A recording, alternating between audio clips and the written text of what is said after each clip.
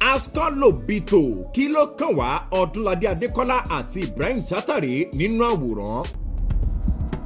ṣé ẹ gbàgbé iṣẹ́ rántí wípé lẹ́nu lọ́lọ́ yìí òun náà ni Ìyábọ̀ Òjó fi àwòrán òun àti Ibrahim Chatta sórí ẹ̀rọ ti Instagram handle léyìí tí ó sì caption pé ṣé mo tiẹ̀ ti sọ fún ìwọ Ibrahim Chatta pé ìwọ ni òṣèré tó dáa jù, léyìí tí Tóyìn Abraham náà sì kí Ìyábọ̀ Òjó lẹ́yìn pé ẹ tún lè sọ bẹ́ẹ̀ láìmọye ìgbà. ọ̀rọ̀ yìí eléyìí tí Ìyábọ̀ Òjó sọ síta yìí ló ti dá ọ̀wù sílẹ̀ láàrin àwọn olólùfẹ́ Ọdúnladé Adékọ́lá àti àwọn olólùfẹ́ Ibrahim Chatta lórí ẹ̀rọ ayélujára.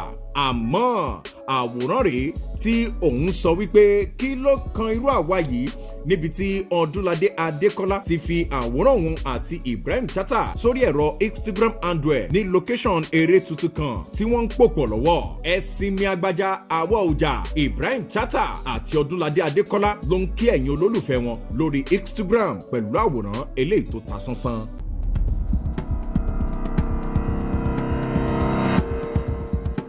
MC Olúọmọ ò kì í ṣe ọmọ Ọ̀ṣọ́dì, kódà kò wá láti ìdílé ọba. Adélé kan ló sọ̀rọ̀.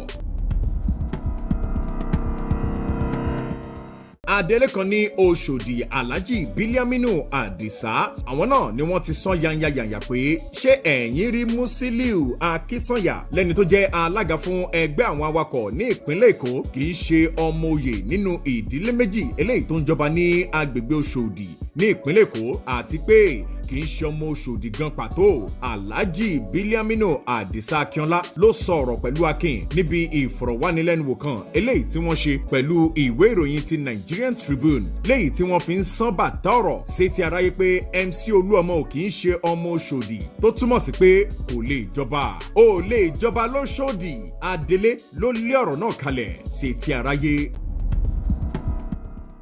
Bíọ́dún Ọ̀kẹ́owó kégbàjarè lórí ọkọ ẹ̀. ọ̀kan lára àwọn arẹwà òṣèrébìnrin ní Nollywood, Bíọ́dún Ọ̀kẹ́owó, òun náà ló ti ké gbàjarè síta lórí ẹ̀rọ ti Instagram handle látàrí awakọ̀ ẹ̀ àti ọkọ ẹ̀ tó kọ̀ dédé pòórá. Bíọ́dún Ọ̀kẹ́owó nínú ọ̀rọ̀ ẹ̀ ó ní òun ò sọ wípé Jamiu Abímbọ́lá lẹ́ni tó jẹ́ awakọ̀ òun pé ó jí ọkọ̀ òun gbé o, àmọ́ láti àárọ̀ òun náà ni òun ò ti rí pẹ̀lú ọkọ̀ òun, kódà òun ò rán ní iṣẹ́ kankan. àmọ́ níbi tí ọ̀rọ̀ náà ti wá dé dúró báyìí, òun ti lọ sí iléeṣẹ́ ọlọ́pàá láti fi tó àwọn ọlọ́pàá létí ohun tó ṣẹlẹ̀. mò ń wá ọkọ̀ mi àti dráìvà. Bíọ́dún Ọ̀kẹ́owó òun náà ló ké gbàjarè síta lórí Instagram. ìyá yín ni kẹ́ ẹ fún lówó náà kẹ́ ẹ tó fún obìnrin. Alex Ekubo ló gba àwọn ọkùnrin ní ìmọ̀ràn.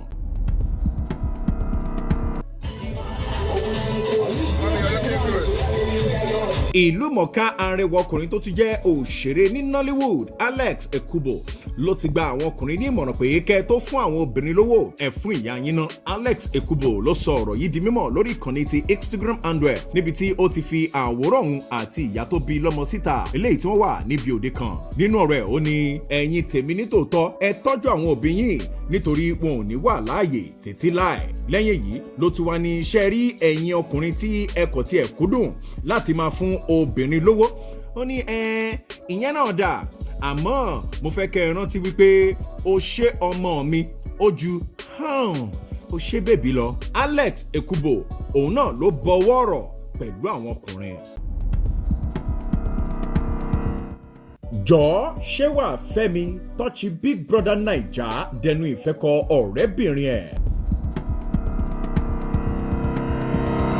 ọ̀kan lára àwọn tó kópa nínú Big Brother Naija season 5 tọ́ọ̀ṣì òun náà ló ti kúnlẹ̀ bẹ̀bẹ̀ fún ìfẹ́ lọ́wọ́ ọ̀rẹ́bìnrin ẹ̀ pé jọ̀ọ́ Chioma ṣé o máa fẹ́ mi, tí Chioma sì sọ wípé bẹ́ẹ̀ ni màá fẹ́. ìṣẹ̀lẹ̀ yìí òun náà ló wáyé níbi ìgbafẹ́ kan eléyìí tí Tọ́chì ti béèrè lọ́wọ́ olólùfẹ́ rẹ̀ Chioma eléyìí tó ń gbé ní orílẹ̀-èdè ti United States of America pé jọ òrékè lẹ́wà tèmi nìkan ṣé o máa fẹ́ mi, tí ìyún náà sì ní yes I do, nígbàtí orin ti Chike Running to You tó sì ń lọ lábẹ́lẹ̀. fọ́nrán rèé tó ṣẹ̀rí ọ̀rọ̀.